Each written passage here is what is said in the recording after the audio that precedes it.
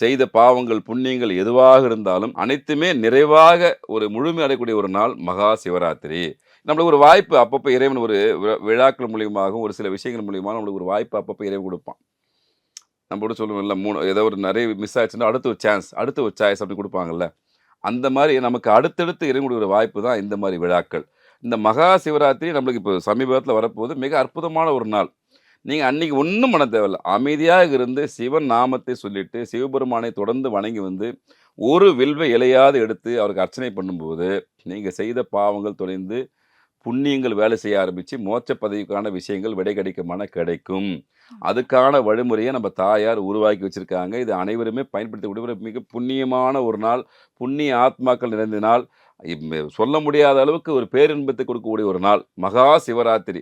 அவ்வளோ அற்புதங்கள் நிகழக்கூடிய ஒரு புண்ணிய ஆத்மாக்கள் சங்கமிச்சு, நம்முடைய ஆன்மாவை புனித தன்மைப்படுத்தி, புண்ணிய ஆத்மாவ கொண்டு போகக்கூடிய சக்தி இந்த சிவனுக்கு குடுக்குற நாள் தான், இந்த மகா சிவராத்திரி நாள். இதை சூப்பர், அனைவருமே சூப்பர். தயவு செஞ்சு பயன்படுத்திக்கணும்.